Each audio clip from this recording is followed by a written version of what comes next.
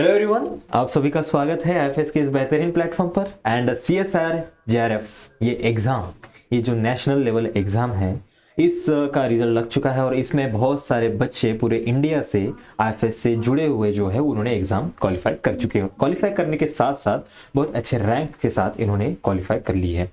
तो इन्होंने कैसे क्वालिफाई की है, इन्होंने कौन सी प्रिपरेशन स्ट्रैटेजीज लगाई है, इनका अप्रोच कैसा था, इनका माइंडसेट कैसा था, ये सारी चीज़ें हम वन बाय वन इनसे जानेंगे। कौन सी गलतियां रही है और इनके आगे फ्यूचर वाले प्लान क्या है। बिकॉज जो भी आने वाले एस्पिरेंट्स हैं उनको कुछ डिफ़िकल्टीज होती है, कन्फ्यूजन होते हैं कि कैसे टैकल करना है सब चीज़ों को। सो इसी के लिए इन इंटरव्यूज़ का कंडक्ट करना इंपॉर्टेंट हो जाता है हमारे आने वाले एस्पिरेंट्स के लिए। तो सबसे पहले इनका इंट्रोडक्शन करवा लेते हैं। तो please introduce your self. Hello everyone, my name is Manu Swami. I'm from Delhi. I have done my graduation in botany from Delhi University and my master's in same botany from Rajasthan University, Jaipur. And I'm thinking to pursue research in microbiology or botany. So these are the things which I am interested in. Nice, very nice. So, what brings you towards the CSR examination? Basically, I was thinking to go for the assistant professor examination.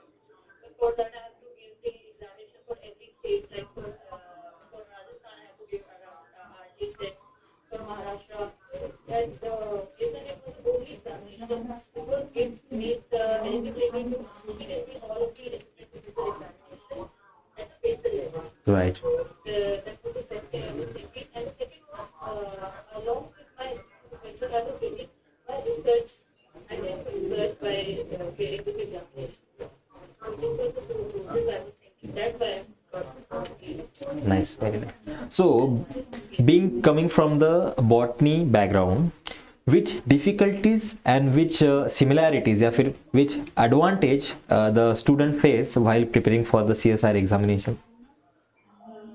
Sir जो जिसके पास botany है ना sir, उसके लिए तो इतना difficult नहीं होता है क्योंकि अगर आप मास्टर्स कर लो या ग्रेजुएशन कर लो, दोनों में सेम सेम सब्जेक्ट होते हैं। जैसे कि मॉलिक्यूलर बायोलॉजी भी आप पढ़ते हो, जेनेटिक्स भी पढ़ते हो, ऑल ओवर सब कुछ करेंगे, सब कुछ पढ़ा जाता है। बट जैसे कि हम बॉटनी वाले हैं तो हमारी मैथ तो बिल्कुल ही जीरो है। Exactly. बिल्कुल ही जीरो। तो जनरल एप्टीट्यूड तो ऐसे होता है कि होगा ही नहीं, उसके तो 3-4 क्वेश्चन 5 भी निकल जाए ना तो मुझे ऐसा लगता है वो बहुत बड़ी अचीवमेंट है। बट ये है कि उसके अलावा जैसे बाकी सब्जेक्ट है सर, 13 यूनिट्स हैं, उसमें बाकी सारी यूनिट है तो वो काफी सही है। जैसे कि हमारे फैकल्टी की अच्छी थी जैसे कि डेवलपमेंट बायोलॉजी हम जुअलॉजी की थी नहीं, तो मुझे मतलब ऐसा डेवलपमेंट बायोलॉजी बहुत डिफिकल्ट होगा। बट सर ने इतना अच्छी तरह तरीके से मतलब क्लियरली एकदम 2-4 नोट देके पढ़ाया था कि वो लास्ट दिन तक मतलब मुझे 3 दिन के इसको लगे रिवाइज करने के लिए, मुझे एक यूनिट चाहिए। तो ये मुझे जरूरत है। पर अगर ये है कि हम सारी यूनिट को टारगेट करने के बजाय सर कहते हैं कि सारी यूनिट टारगेट करो, पर उतना उतना ही पढ़ो जितना जरूरी हो। Exactly. ये नहीं कि सारी यूनिट का A to Z हम पढ़ें। जो मेन यूनिट है ना, जैसे हमारी 4 मेन यूनिट होती है, वो तो अच्छी तरह बाय हार्ट होनी चाहिए। उसके अलावा जो रेस्ट ऑफ द यूनिट है ना, उसके मेजर पॉइंट्स यहाँ से पीवाईक्यू को देख के हम ये वाला कर सकते हैं कि ये टॉपिक हमेशा आए हैं, उसको टारगेट करके हम लोग पेपर कर सकते हैं। सर एक बार मैंने सिर्फ 1 महीने प्रिपेयर करके पेपर दिया था और मैंने लास्ट टाइम जब पेपर दिया था तो मैंने ढंग से पढ़ा था सर, मतलब मेरा 0 से A तक पढ़ा था, A to Z पढ़ा था मैंने। इस बार मैंने वही पहले का पढ़ा हुआ सारा दिमाग में था, और इस बार मैंने क्या किया, जो सर ने CRF एक्सप्रेस हो गई और जितने भी सर जितनी भी मैपिंग सीरीज है उनको अपने फॉलो किया। मैपिंग सीरीज भी फॉलो की मैंने।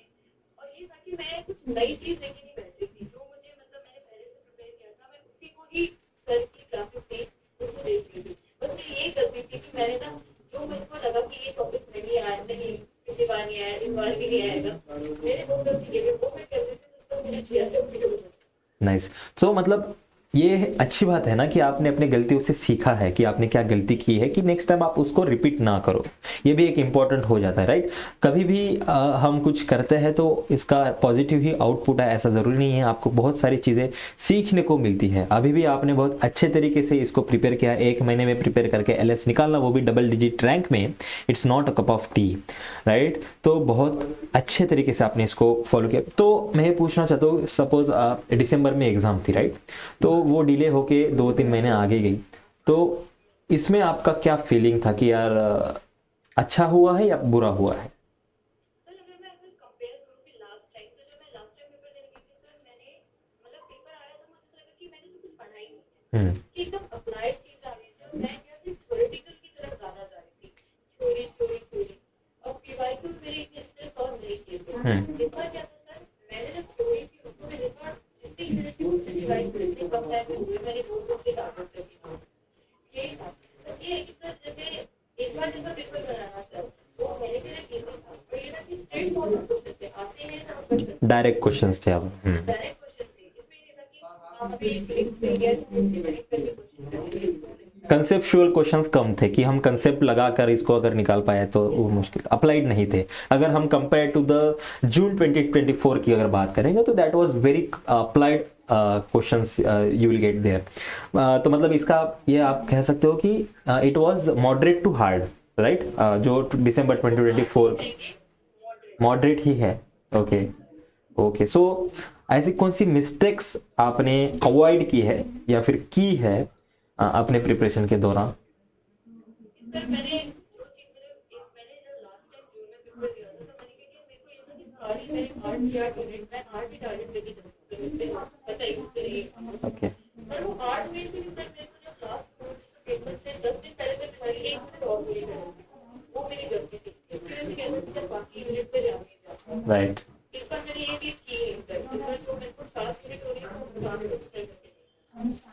और इस बार जैसे नेक्स्ट जो अभी साइकिल में अभी एग्जाम होगा सर, उसके लिए जो यूनिट मैंने छोड़ दी है तो उसके ऊपर ज्यादा फोकस करें। जैसे मेरे लिए मुझे हार्ड लगता था तो मैंने पहले की जो रिविजन वीडियो थी मेरे पास, मतलब आपके लाइफ साइंस की मेरे पास यूट्यूब पे मिल जाती है, सर की मिल रही है काफी सारी मेंबरशिप वाली, वो सब देख के मैं इस बार जेनेटिक्स की, क्योंकि मेरे को ऐसा लग रहा है जेनेटिक्स हम समझते हैं हार्ड है, पर अगर उसको ध्यान से पढ़ेंगे ना सर, वो ना लग नहीं रहा, क्योंकि अभी क्लियर माइंड है, अभी प्रेशर नहीं है, इसलिए वो यूनिट हो जाए। तो इस बार मेरी यही है कि जो यूनिट पिछली बार थोड़ी, इस बार थोड़ी यूनिट करूँ। राइट। और जितना आप प्रैक्टिस करोगे ना, जो भी क्वेश्चन आपको या फिर जो भी टॉपिक आपको हार्ड लग रहा है वो उतना ही सिंपल सिंपल होते जाएगा। और जेनेटिक्स तो हमारे लेजेंड केसी सर पढ़ाते हैं तो और आसानी से आपको समझ में आ जाता है। तो मैं ये पूछना चाहता हूँ, हाँ, मेरा एक पॉइंट है कि आपने कहा जो लास्ट मोमेंट पे आपने एक नया चैप्टर पढ़ने की कोशिश की है, वो बहुत डेंजरस हो जाते हैं आपके एग्जामिनेशन को टारगेट करने, बिकॉज उस एक के चक्कर में आपके बाकी का भी रिवीजन नहीं होता है। और कभी कभी क्या होता है, अगर बाकी का रिवीजन भी हो चुका है और उस आप एक नई यूनिट को पढ़ के जा रहे हो तो एग्जाम में आप 50-50 चांस पे उसको टिक करके आ जाते हो, बिकॉज आपने पढ़ा था, आपको लग रहा है ये हो गया, without any proper revision, without any proper concept, आप उसको बस सिमिलर दिख रहा है तो 50-50 करके आ जाते हो। उससे भी बहुत बड़ा नुकसान हो जाता है। अगर आपके पास टाइम है तभी प्रिपरेशन करो, अदरवाइज उसको छोड़ दो, जितना हुआ है उतने ही अच्छा करके आप आ सकते हो। सो बहुत अच्छी बात है, आपने सीखी है अपने ही गलतियों से, तो बहुत and what about PYQs? Sir मैंने पीवाईक्यू जो मेजर हमारी 4 यूनिट होती है, cell biology, molecular biology, cell बीमारी है, बायोकेमिस्ट्री, मैं उनकी करती गई थी। ये हमारी मेजर बेसिकल यूनिट है, इनको राइट, इसको यूनिट नहीं किए तो आप मतलब पूरी इसमें बेस होता है ना, ब्लॉक बिल्डिंग ब्लॉक है हमारा ये। राइट। तो मैंने इनकी किए, पर इस बार मैं अच्छी तरह बेस से वापस सारे मतलब जितने दूसरे यूनिट होंगे उनके भी पीवाईक्यू करके कराऊंगी। Well well.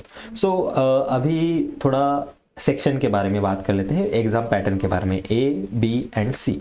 तो which was your favourite section and आपने सबसे पहले किसको अप्रोच किया और क्यों? सर मैं हमेशा से मेरा ये है कि जो मेरे को जैसे डायरेक्ट क्वेश्चन होते हैं ना सर, मेरी हमेशा से कि मैं उनको ही पहले करती हूँ। ओके, तो मैं हमेशा पार्ट बी से स्टार्ट करती हूँ, क्योंकि वो छोटा होता है और जल्दी आया तो कर लो, नहीं तो नेक्स्ट पे मूव कर जाओ, राइट, ज़्यादा दिमाग नहीं लगाती उस पे। तो हमेशा जैसे बी करूँ, फिर मैं सी, फिर अगर टाइम, फिर ये था ए, बी और सी हो गए, फिर मैं ए पे जाती हूँ कि उसमें से मेरे कितने आते हैं, 2 आते हैं में 4 आते हैं राइट वो मैं, क्योंकि मैं उम्मीद ही नहीं करके जाती कि मुझे बी पार्ट में से सारे के सारे आते हैं, राइट। दिमाग में ये लगता है। सो एक ऐसा एक टिपिकल आप स्टूडेंट हो बायोलॉजी के जो फोबिक है इस मैथमेटिकल या इस रीजनिंग से, बहुत एक फोबिया होता है उनको, राइट। बट जो भी हमारे व्यूअर्स हमें उनको कहना चाहता हूँ कि उनको कंप्लीटली ना इग्नोर करें उस सेक्शन ए को, आपको वो सॉल्व करके आना है, वही एक लिमिटिंग फैक्टर बन जाता है आपके और आपके सिलेक्शन में। तो इन्होंने भी जितने उनको आते हैं उन्होंने सॉल्व करके आए हैं, इन्होंने भी छोड़ा नहीं है। तो आप ये ऐसा मत सोचो कि इनका रिजल्ट आया है बिना पार्ट ए सेक्शन को सॉल्व करके। तो इन्होंने भी जितने उनको आते हैं, जिनका जो इनको आसान लगते थे, उन्होंने किया है, राइट। और अपने जो कमजोरियां है उनको एक्सेप्ट करना सीखो, तभी आप आगे बढ़ोगे। बिकॉज जब आप एक्सेप्ट करोगे तभी उनके ऊपर काम करोगे, एंड जब आप काम करोगे तभी सक्सेसफुल होगे। तो इन्होंने भी बहुत अच्छे तरीके उसको जाना है। तो थोड़ा फ्यूचर के बारे में बात कर लेते हैं। क्या आप देखते हैं अपने आप को आगे क्या करते हुए? सर अभी तो जैसे मेरे को मैंने भी देखा कि ये तो ये था कि मैं पीएचडी अपनी दिल्ली से ही करी, क्योंकि सर सारी फैमिली पर है और मेरे सोर्सेज अच्छे हैं सर, मेरा लैब पीएचडी है, एवरीथिंग है, राइट मेरे को मेरे पहले तो ये था कि एक भी चीज होती है सर, हम प्रिपेयर कर रहे थे तो फिर हो गया, आगे नया हो जाएगा, ये भी अपने दिमाग में हमेशा सोच रखते हैं। मैंने तो ये पर जब अभी फॉर्म निकले तो पता चला रिसर्च प्रपोजल बनाना होता है, SOPs बनानी होती है। हाँ सर। तो वो अभी तक मेरे को अभी मैं एप्लीकेशन फॉर्म अभी मैं फिल करने वाली हूँ जिस पेपर का, और अभी स्टिल मैं दिमाग में कि मैं एप्लीकेशन फॉर्म कर दूँ तो मैं उसमें रिसर्च प्रपोजल क्या बनाऊँ, क्या करूँ, क्योंकि पता है कि ये सब्जेक्ट मुझे पसंद है, जैसे माइक्रो है, सेल बायो पसंद है, बट मैं इसमें कहाँ जाऊँ। फिर ऐसे ही कोई जैसे सीनियर होते हैं ना, कोई फ्रेंड वगैरह, वो भी इतनी हेल्प नहीं करते हैं, बट रैंडमली कोई इंसान उसमें बताता है कि ठीक है ये यूनिट है, ये मतलब ये अपनी दिल्ली यूनिवर्सिटी डिपार्टमेंट में रिसर्च है, इनके बारे में वही अभी मैं प्रोसेस करूँ कि किस चीज़ से कि सबने कहा है कि एक बार का इंटरव्यू दो, क्योंकि अगर इंटरव्यू में चांसेस तो नहीं है होगा, क्योंकि जेआरएफ वाले को काफ़ी ज़्यादा प्रेफर किया जाता है इंटरव्यू में, बट स्टिल एक लर्निंग पर्पस से जैसे तो आपको एक एक्सपीरियंस आ जाएगा, राइट। वो कुछ भी वेस्ट नहीं जाता, आपको हर बार कुछ ना कुछ सीखने को मिलता है। एंड आपको रिसर्च में ही जाना है टोटली, या फिर एकेडमिक्स में जाना है? रिसर्च में both. Okay, very nice. And कैसा रहा ये एक्सपीरियंस आपका? मतलब आप एक्सपेक्ट कर रहे थे इस रिजल्ट को? जब आप उस 3 घंटे के बाद ये सबमिट दबा के आए हो तो कैसा फीलिंग था? सर मतलब पिछली बार तो पता ही नहीं था कि क्या हुआ पेपर में, पर इस बार मैंने पेपर दिया तो थोड़ा सा तो सैड था कि एक मिनट को कर लेती तो 10 नंबर का हो जाता, ये थोड़ा रिग्रेट राइट पेपर नहीं गई, पर ये था कि मतलब मैं घर वाले पूछी कैसा हुआ, क्योंकि मेरे को भी श्योर नहीं थी कि मैंने सही में की अनसेमिटी थी, और जब रिजल्ट आया मैंने सोचा कि चलो कैटेगरी मेरे जब लास्ट टाइम दिया था तभी मेरा कैटेगरी 3 पे होगा, पर मैंने सोचा दे देते हैं इस बार, अनप्रिपेयर्ड ही होगी, एक दिन प्रिपेयर दे के आते हैं, एक्सपीरियंस ही होगा, बैठने की आदत नहीं पड़ेगी। Right right. तो इसलिए दिया, फिर जब रिजल्ट आया वो थोड़ा अनएक्सपेक्टेड था सर, कि मैंने सोचा नहीं कि एलएसबी हो जाएगा, और रैंक भी सही थी sir. Right right, double digit rank है तो ये बहुत अच्छी बात है। यस तो फिर यही था कि सब फिर बाद में ये पता चला कि नॉर्मलाइजेशन हुआ है, ऐसी भी कोई चीज़ है जिससे इतने मार्क्स कम हो गए, तो मेरे को भी लगा कि मैं 4 नंबर एक करेक्ट और कर देती तो मेरा जीआरएफ भी हो जाता, राइट। बस वही कहते ग्रीडी हो जाते हैं हम लोग। हाँ आपको यही अनएक्सपेक्टेड था, बट ये रिजल्ट लगने के बाद आपको लग रहा है कि और एक मार्क हो जाए तो, और एक क्वेश्चन सही हो जाता तो JRF हो जाता, राइट। तो यही है ह्यूमन फिजियोलॉजी, यही है ह्यूमन साइकोलॉजी। तो ऐसे ही आपको फील होता है, बट आपने अभी भी बहुत अच्छा किया है, बहुत अच्छी स्ट्रेटजीज आपने इस्तेमाल की है, राइट। बस कुछ यूनिट शॉर्ट हो गई, वो आप अगले टाइम में बहुत अच्छा करोगे। बस एक सबस्ट्रेट को ट्रांजिशन स्टेट में ले जाने की ज़रूरत है, आप प्रोडक्ट बना लोगे उसका, मैं ये आशा करता हूँ। एंड कुछ एट द एंड हमारे स्टूडेंट्स को जो आपको देख रहे हैं उनको कुछ आप बताना चाहोगे? बस ये एक चिल होके पेपर दो, प्रेशर मत लो। मैं तो बहुत प्रेशर लेने वाली बच्ची हूँ सर, मैं तो एक मतलब कॉलेज की एग्जाम भी देती थी ना, एग्जामिनेशन में तो इतना प्रेशर ले लेती थी कि उसके सही क्वेश्चन आता भी है ना गलत करते हैं। Yes exactly very valid point है ये, कि आप एंजाइटी में जो आपके कंसेप्ट है ये भी भूल जाते हो, जो आपको आते हैं वो भी। तो मुझे एक ही कहना है, अगर आपका स्ट्रेस लेके या फिर पैनिक होके अगर आपके क्वेश्चन सॉल्व हो रहे हैं तो 100% स्ट्रेस लो। बट आपका स्ट्रेस लेके पैनिक होके कोई भी आपके क्वेश्चन सही नहीं हो रहे, उल्टा गलत हो जा रहे हैं, तो फिर स्ट्रेस लेके क्या फ़ायदा, राइट? तो ये कुछ ऐसी बातें हैं, पैनिक नहीं होना है। आई होप कि आप भी नेक्स्ट टाइम अगर एग्जामिनेशन हॉल में जाओगे तो आप भी चिल होके जाओगे। ओके, इस बार मैंने बिल्कुल चिल होके दिया, तो इतना प्रेशर नहीं था सर। एग्जैक्टली। पेपर से पहले इतना वो लगता है कि होगा नहीं, हाँ, पहले ही हम इतना प्री-अज्यूम करने लग जाते हैं। पर इस बार मैंने जिस हिसाब से दिया, अगर मैं इतना नेक्स्ट टाइम दूंगी तो अच्छा रिजल्ट ही आएगा, इसी स्टेट ऑफ माइंड में। एग्जैक्टली यही मेंटेलिटी रखनी है, यही पॉजिटिव वाइब्स अपने आजू बाजू रखना है, तभी बहुत अच्छे कर पाओगे आप अपने लाइफ में, अपने फ्यूचर में।